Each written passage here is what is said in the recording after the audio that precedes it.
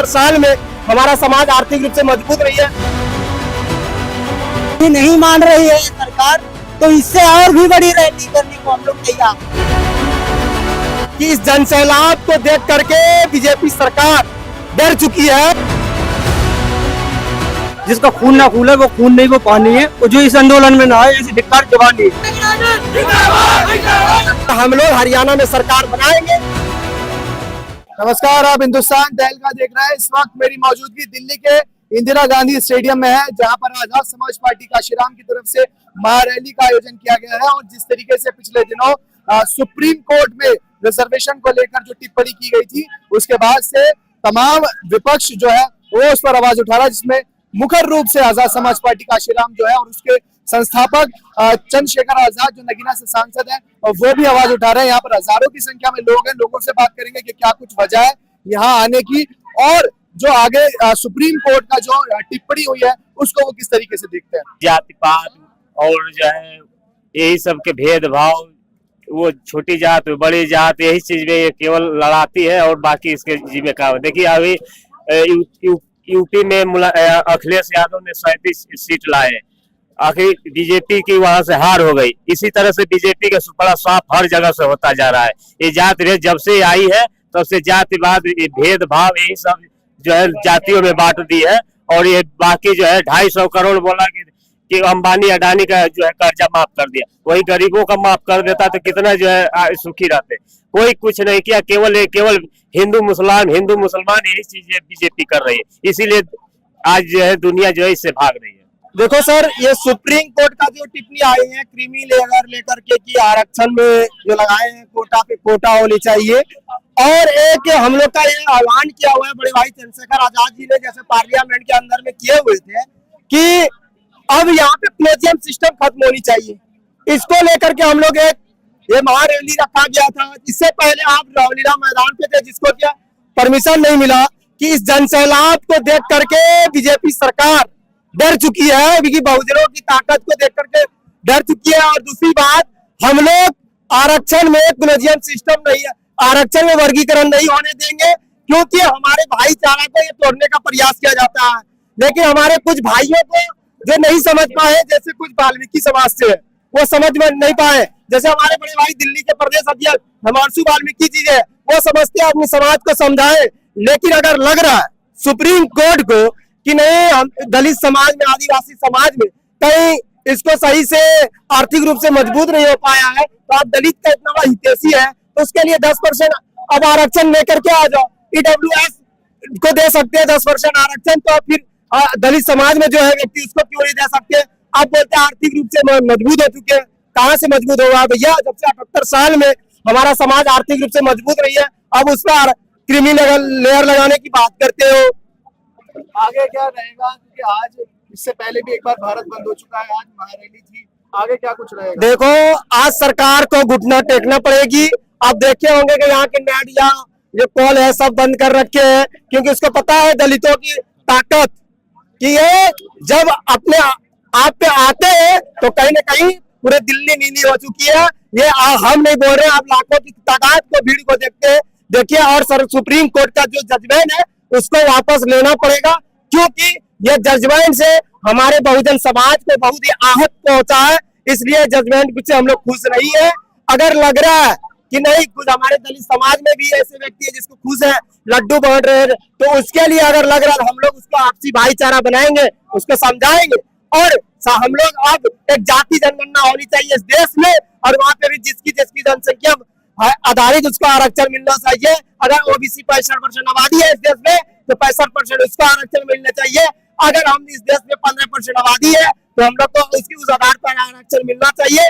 और हम लोग अब प्राइवेट सेक्टर में भी आरक्षण को लागू करवाने का काम करेंगे, क्योंकि अडानी अंबानी जितने भी प्राइवेट सेक्टर है वहाँ पे जाति देख करके वहाँ पे लिए जाते हैं। और दूसरी बात, प्लेजियम सिस्टम पे अब हम लोग ये यहाँ पे एग्जाम होनी चाहिए, ये नहीं कि जज का बेटा जज ही बनना चाहिए। इस चीजों को हम लोग खत्म करने के लिए, जैसे आईएएस का एग्जाम होता है 2 महीने 3 महीने लगाते, उसको 1 महीने के अंदर में रिजल्ट देनी चाहिए। ये नहीं कि ओम बिरला की बेटी की जैसे उसको बना देते आईएएस और बोलते पेपर में वो आ गए। जो एक क्या बोलते पेंट करने वाली, जिसको संविधान का ज्ञान नहीं है, और वो IAS बन जाती है। ये कहाँ की है? इस देश की दुर्भाग्य है जो कि हमारे यहाँ पर आवाज को बुलंद, हम ये नहीं बोलते हैं सिर्फ कि दलित का बेटा ही जज बनेगा, एग्जाम देंगे तो वह राजपूत बनिया भूमियार का भी बच्चे जज बनेंगे, उसके जाति में भी गरीबी है।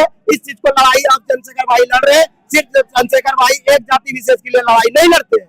नेट क्यों बंद कर दिया, क्या वजह लग रही है नेट क्यों बंद? देखो क्या है, जब भी बहुजन समाज का कोई बड़ा आंदोलन होता है तो वो बात अलग है, लेकिन ये भीम आर्मी का एक आंदोलन है।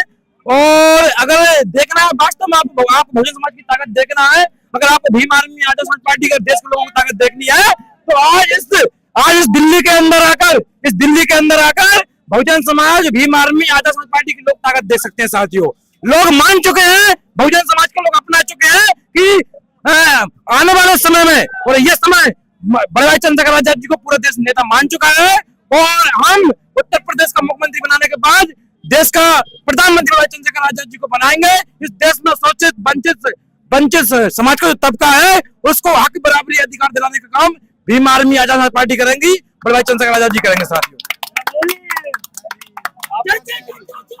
लौनी से आए, क्या लगता है इस तरीके से आंदोलन एक शक्ल ले रहा है ये महारैली, अब क्या होगा आगे? कुछ लगता है ये और बढ़ेगी जी आगे, और बढ़ेगी।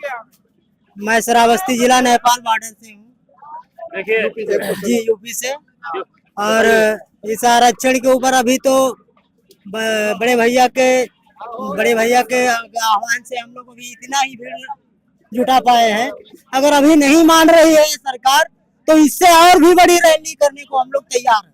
इससे बड़ी रैली करेंगे जी, इससे बड़ी रैली भी होगी। और आप इस बार जैसे कि हरियाणा में, संक्षेप में बताइए, हरियाणा में अभी हमारे दुष्यंत चौटाला जी और बड़े भाई चंद्रशेखर आजाद जी का जो गठबंधन हुए हैं, इस बार वहां पे बड़े भाई अच्छी, जैसे 25 सीट बड़े भाई को मिले हैं, 25 में अभी 20 थे लेकिन अब भाई 25 हो गए, तो 25 सीट में हम लोग 22 सीट लेके आएंगे और हम लोग हरियाणा में सरकार बनाएंगे।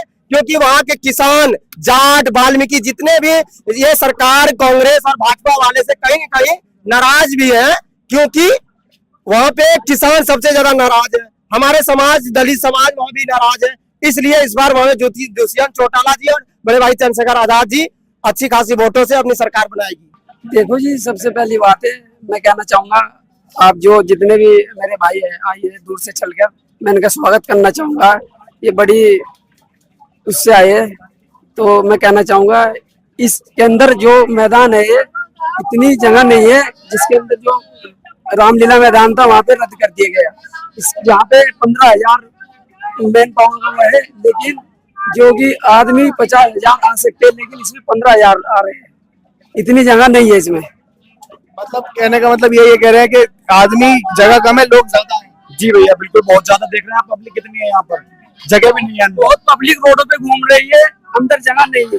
अब आगे का आंदोलन का रुख क्या रहेगा? आगे का आंदोलन यही है भैया, हम लोगों को तोड़ने का काम किया जा रहा है, लेकिन ये जाति सारा दलित समाज एक पटल पर नहीं है। अभी भी वाल्मीकि कुछ है जो इसका स्वागत कर रहे हैं, इस टिप्पणी का, लेकिन मुख्य रूप से जो है जाटव समाज इस बात को उठा रहे हैं कि भाई ये जो हो रहा है गलत हो रहा है, दलितों के अधिकारों पर जो है दलितों के अधिकारों का हनन हो रहा है। लेकिन अभी कुछ समाज के कुछ ऐसे लोग हैं, बहुजन समाज के, जो इस बात को नहीं समझ रहे हैं।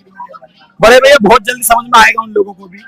मान लीजिए कि 5 रोटी है, 3, जैसे हम पे 5 रोटी खा रहे हैं, 5 में से 2 उनको दी जा रही है, उनका तो फायदा ही होगा ना, हम लोगों को तो घाटा हो रहा है आरक्षण के पीछे।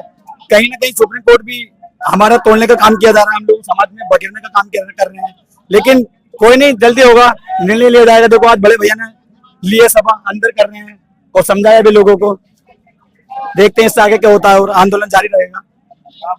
मैं ये कहना चाहता हूँ, जो भी मतलब नौजवान है जो नहीं आए हैं, उनसे कहना चाहता हूँ, ऐसी भीड़ देख के भी आरक्षण खत्म हो रहा है, फिर भी कोई नहीं बोल रहा। जिसका खून ना खून है वो खून नहीं, वो पानी है। और जो इस आंदोलन में ना आए, ऐसी धिक्कार जवान नहीं है कि आंदोलन हमारा आरक्षण में खत्म होने के बावजूद भी कोई नहीं आ रहा है।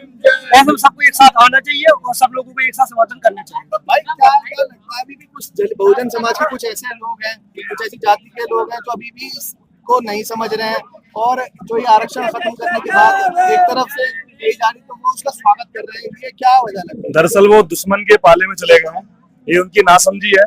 छोटे भाई है, नहीं समझ पा रहे हैं, पर आगे चल के समझेंगे कि इस देश में बहुजन समाज की लड़ाई जो समाज लड़ता है वो जाटव समाज का लोग है, और वो सब लोग उन सब भाइयों को साथ लेकर लड़ते हैं। हमारी लड़ाई पूरे बहुजन समाज की लड़ाई है, एक जाति की लड़ाई नहीं है। हमारे जो भाई हमसे नाराज हो गए हैं, जानकारी का अभाव है और दुश्मन के पाले में चले गए हैं, वो लोग सब इधर आने वाले हैं। एडवोकेट चंद्रशेखर आजाद जी के नेतृत्व में हम जैसा हमारा आरक्षण था, हम पुनः उसको वैसे बहाल करके दिखाएंगे। मैं एक सवाल जाना, वाल्मीकि समाज जो है थोड़ा सा इससे पीछे दिख रहा है, क्या वजह? कुछ मतलब माइंड वॉश हुआ है उनका? ये क्या लगता है आपको, आखिर क्यों वो साथ नहीं है? दरअसल बात समाज की नहीं, चाहे वाल्मीकि समाज हो, चाहे धानुक समाज हो, किसी भी जाति की बात हो, वो लोग दुश्मन के पाले से खेल रहे हैं। दुश्मन की बात में आ गए हैं। जिस दुश्मन ने हमको 5000 साल से पानी पीने का अधिकार नहीं दिया, जिस दुश्मन ने हमको साफ कपड़े पहनने का अधिकार नहीं दिया, शिक्षा से वंचित रखा, क्या वो आपको आरक्षण देगा? दुश्मन को इतनी चिंता होती तो ये आपको पहले क्यों नहीं दिया आरक्षण? पूछिए इन समाज से जो बहक गए हैं, बहकावे में आ गए हैं, पूछिए इनको। अगर चिंता होती तो ईडब्ल्यूएस की कैटेगरी में वाल्मीकि समाज, धानुक समाज और जो अन्य जाति, पिछड़ी जातियां हैं दलित समाज के अंदर, उनको क्यों नहीं लिया? ये तो जाटव समाज से, बहुजन समाज से ये जातियां अलग करने के लिए, क्योंकि ये समाज राजपाट की बात करने लग गया, ये समाज शासनता की बात करने लग गया, ये समाज इस देश में जितनी जिसकी संख्या बारी उतनी उसकी हिस्सेदारी और वोट हमारा, राज तुम्हारा, ऐसी बातें करने लग गया। तब जाकर के दुश्मन को मालूम पड़ गया कि समाज को बांट दो, फूट डालो, राज करो। ये अंग्रेजों की नीति नहीं थी, फूट डालो, राज करो इस देश में, तथा कहते ब्राह्मणों की नीति थी और वो उसमें कामयाब हो रहे हैं। क्या लगता है इस महारैली की कहीं ना कहीं गूंज 27 के चुनाव जो यूपी में होने वाले उस तक भी पहुंचे? बिल्कुल, डेफिनेटली होनी है, क्यों नहीं होनी है? आप सोचिए, ये महारैली गूंजी तो है, जो मैदान रामलीला मैदान हमारे लिए बुक हुआ था, दुश्मन ने डर के मारे, सरकार ने डर के मारे उस मैदान को कैंसिल कर दिया। आज आप देखिए जितनी भीड़ अंदर नहीं है, उसकी 70% भीड़ इस बाहर ऑडिटोरियम के बाहर है। इसका मतलब यह है सरकार पूरी तरह से घबराई हुई है, दुश्मन पूरी तरह से घबराया हुआ है कि एडवोकेट चंद्रशेखर आजाद जैसा सैलाब इस देश में आ गया है, जो तमाम वंचित समाज को इकट्ठा करके इस देश की राजपाट अपने हाथों में लेगा। और जो बाबा साहब माननीय काशीराम साहब का सपना था कि बहुजन समाज शासक बन के दिखाएगा। जय भीम।